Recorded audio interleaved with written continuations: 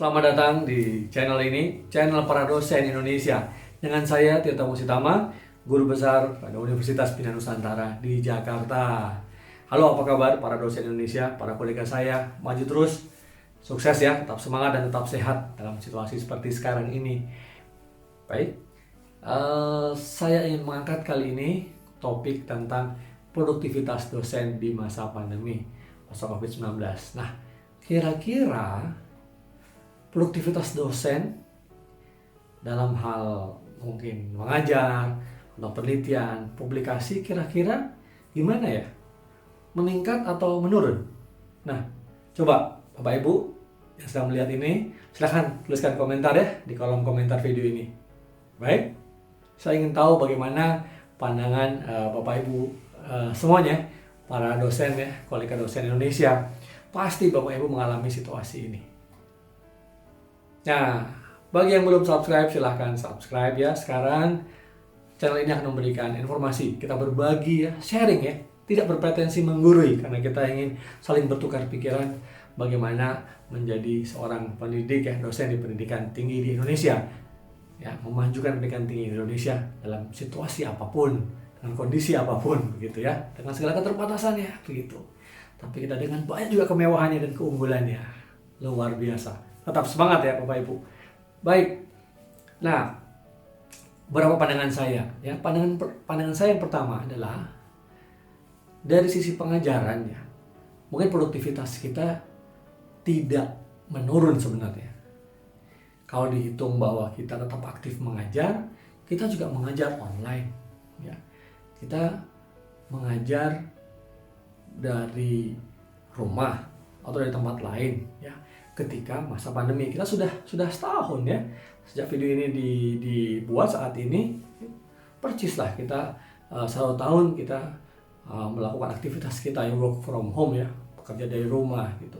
Nah, kita bersyukur bahwa memasukin semester ini ya kita sudah lebih siap ya, jauh berbeda dibandingkan dengan tahun lalu ya, tahun sebelumnya ketika memang waktu itu kita dipaksa langsung ya bekerja dari rumah. Ketika infrastruktur belum siap, kita juga sebagai dosen juga belum siap ya, belum terlalu siap. Hanya mungkin sebagian di beberapa kampus dan beberapa dosen itu sudah relatif siap dengan mengajar secara daring atau online. Nah, bahkan saya melihat dari sisi penyiapan materi juga luar biasa, lebih sibuk ya. Malam di rumah juga selain juga mengurus keluarga, mungkin juga mengurus anak segala macam, juga masih harus menyiapkan materi-materi ya. Belum lagi kalau memang melakukan video based learning ya, tidak selalu bisa sinkronus kan. Nah, makanya membuat banyak video konten-konten, baik itu disebarkan di media sosial ya, di YouTube ataukah di LMS dari masing-masing kampus gitu. Yang kemudian meminta mahasiswa nanti juga untuk melihat video-video yang kita buat. Bisa dibayangkan produktivitas kita dalam pengajaran meningkat. Nah, mungkin menurunnya itu dalam konteks relatif menurunnya ketika kita ukur dari kedatangan kita di kampus. Udah pasti karena memang semua belajar dari rumah, ya tentu kita udah jarang ke kampus ya. Nah, ini yang kemudian menyebabkan pandangan mungkin ya di kalangan masyarakat atau para orang tua mahasiswa, ini dosennya mager-mager ya, dosennya enak banget gitu. Di masa pandemi ini dosennya ngapain aja di rumah nih gitu. Kenapa saya tetap harus bayar SPP gitu ya, atau bayar yang lain-lain. Nah, inilah persepsi ini yang harus kita luruskan juga. Dan saya yakin Bapak Ibu bagaimana? Ya, kan tetap juga kan, kampusnya tetap juga harus tetap mahasiswanya bayar uang kuliahnya kan, ya walaupun dalam situasi juga sedang tidak membedakan seperti sekarang ini gitu ya. Kampus tetap harus bertahan, kita juga sebagai dosen tetap juga harus bertahan ya. Nah, mungkin ada beberapa hal ya untuk yang di kampus-kampus negeri mungkin yang banyak didukung oleh pemerintah, mungkin ada situasi yang sedikit berbeda. Tapi untuk beberapa kampus yang memang mandiri ya, mungkin yang tepatnya yang dikelola oleh swasta, tentu mereka harus berjuang luar biasa agar tetap relevan gitu ya. Pengajarannya bagus, kualitasnya bagus. Nah, itu dari sisi pengajaran. Nah, yang kedua, di sisi penelitian seperti apa? Ya, tentu dari sisi penelitian juga akan ada naik turunnya. Kalau dari sisi penelitian yang harus mengakses ke laboratorium, mengakses ke kampus, nah itu menjadi tantangan tersendiri. Apalagi kalau protokol kesehatan waktu itu belum disiapkan. Nah, tapi kalau seiring dengan pemerintah juga mengizinkan ya akses bahwa mahasiswa maupun dosen juga bisa mengakses ke laboratorium di kampus, khususnya untuk penugasan, untuk mengerjakan tugas-tugas akhir ya, apa itu skripsi, tesis, atau juga bahkan disertasi, maka produktivitas itu juga meningkat. Nah, ada juga yang terhambat itu seringkali adalah pengumpulan data atau pencarian data, baik itu dari disiplin ilmu yang ya sosial ya, khususnya yang harus mengakses misalnya datang kepada narasumber, harus menyebarkan kuesioner misalnya, atau harus observasi yang tidak memungkinkan jalan secara fisik. Nah, tapi selalu juga menemukan jalan lain gitu, yaitu dengan bantuan dari internet, menggunakan Google Form ya, menggunakan WhatsApp dan lain-lain yang disebarkan di media sosial. Jadi setiap masalah ya, selalu tantangan itu ada opportunity yang bisa kita cari untuk menempuh pekerjaan kita sehingga bisa mencapai tujuan kita. Nah, ini mungkin dari aspek-aspek mungkin pencarian data agak tersendat ya. Nah, kalau dari sisi penelitian, dari pelaksanaan penelitian mungkin seperti itu. Nah, tetapi untuk beberapa bidang yang mungkin ya bisa dikerjakan mungkin dari akses remote gitu ya, atau memang hanya mengandalkan di PC saja ya, atau di laptop saja, tentu tetap berjalan gitu ya. Misalnya dengan pembuatan aplikasi gitu ya, itu masih bisa berjalan. Menurut saya tidak ada masalah. Bahkan kita bisa lihat begitu banyak aplikasi-aplikasi baru yang muncul ya, tugas-tugas akhir yang keren-keren ya, paper-paper yang keren gitu ya, yang muncul dari situasi pandemi ini. Nah, begitu banyak multidisiplin yang muncul yang mengkombinasikan beberapa kompetensi dari berbagai macam peneliti atau dosen.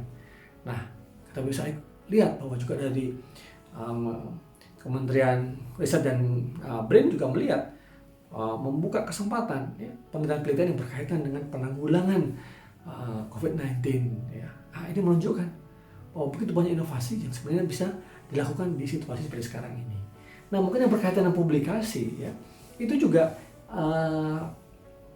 ditengarai ya, banyak yang bisa meningkat publikasinya karena banyak waktu sebenarnya juga di rumah ya. Paling tidak mengurangi waktu dari commute ya, dari kampus atau dari rumah ke kampus ke rumah, mungkin dengan kelelahan fisik itu yang menjadi tidak ada. Waktunya itu lebih banyak di rumah gitu ya, mungkin bisa juga istirahatnya lebih, walaupun tadi capek juga dengan banyak hal, tapi bisa mengalokasikan waktu gitu, mengatur waktu karena tidak bergerak secara fisik dari rumah ke kantor atau rumah ke kampus. Nah, saya melihat publikasi-publikasi ini sebenarnya ada peningkatan ya. Memang ini adalah pengamatan saya secara kualitatif. Artinya ada kesempatan bagi para peneliti untuk lebih fokus ya, untuk menulis gitu, terutama ketika penelitiannya udah selesai. Nah, ini menjadi menurut saya tren yang positif juga gitu. Nah, mungkin yang menjadi sedikit hambatan adalah ketika ingin melakukan pengabdian masyarakat ya, terutama yang bersentuhan langsung dengan masyarakat. Nah, walaupun demikian, tentu dicari muncul lagi bentuk-bentuk baru pengabdian masyarakat yang juga menggunakan aplikasi secara daring ya, atau pengumpulan dana melalui crowdfunding dan lain-lain ya, banyak sekali inovasi itu muncul karena COVID-19. Tapi memang kalau kita lihat misalnya pengabdian masyarakat dalam arti kita terjun langsung ke lapangan ya, nah kita kembali lagi lihat kasus per kasus gitu ya. Kalau ini berkaitan kesehatan, selalu kita jumpai banyak sekali kegiatan-kegiatan pengabdian masyarakat yang berkaitan dengan penanggulangan COVID-19 ini gitu ya. Tapi kalau kegiatan yang di luar itu, nah karena mungkin skala prioritasnya, urgensinya berbeda, makanya mungkin agak berkurang. Nah, jadi itu menurut pandangan saya. Jadi yang ingin saya simpulkan, yang bisa saya simpulkan adalah satu sisi ya, ada peningkatan dalam arti misalnya walaupun ada hambatan di situ, peningkatan publikasi ya, baik kualitas maupun kuantitas itu muncul gitu ya. Kreativitas ya, inovasi-inovasi baru muncul, pemikiran-pemikiran baru untuk bekerja sama dengan para peneliti satu dengan lainnya itu muncul.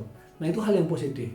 Nah, hal-hal yang mungkin sangat relatif menurun adalah mungkin dalam hal keterlibatan mengajar langsung di kelas-kelas, aktivitas di kelas ya, mencari bentuk pengajaran ya, yang blended ya, yang mengkombinasikan antara onsite dan online atau sinkronus dan asinkronus. Ini mungkin yang masih mendapatkan hambatan ini selama 1 tahun ini. Tapi saya yakin ya, banyak kampus juga menggunakan platform-platform yang tersedia, tidak selalu yang berbayar, itu juga bisa mereka berjuang keras untuk memberikan pendidikan yang terbaik kepada para mahasiswanya. Nah, mungkin ini yang bisa saya sampaikan. Bagaimana Bapak Ibu, pendapat Bapak Ibu tentang produktivitas dosen ya di masa pandemi COVID-19? Tentu ada bidangnya ya, tentu punya cerita sendiri. Mungkin dari sisi geografisnya punya cerita sendiri, mungkin dari sisi usia maupun jenjang jabatan akademik mungkin juga punya ceritanya masing-masing. Nah, silakan, saya ingin dengar bagaimana cerita Bapak Ibu sekalian, para dosen di Indonesia di masa pandemi ini. Apakah publikasinya meningkat? Apakah publikasi yang kuartil 1 meningkat? Ataukah secara kuantitas banyak ya, tapi masih di kuartil yang dasar saja ya, Q4 atau bahkan non kuartil gitu. Nggak apa-apa, nggak ada masalah selama kita tidak berdiam diri. Nah, yang penting kan kita sehat dulu ya. Kalau kita sehat, kita tetap bisa berusaha ya, untuk melakukan kewajiban kita ya, tugas mulia kita sebagai pendidik. Baik Bapak Ibu, itu sharing saya tentang produktivitas dosen di masa pandemi. Silahkan berikan komentar, dan kalau Anda setuju silahkan berikan like ya. Nah, jangan lupa subscribe channel saya ini ya, agar channel saya terus berkembang ya, bagi kontribusi saya buat pendidikan Indonesia. Baik, terima kasih, sampai ketemu di video-video saya selanjutnya.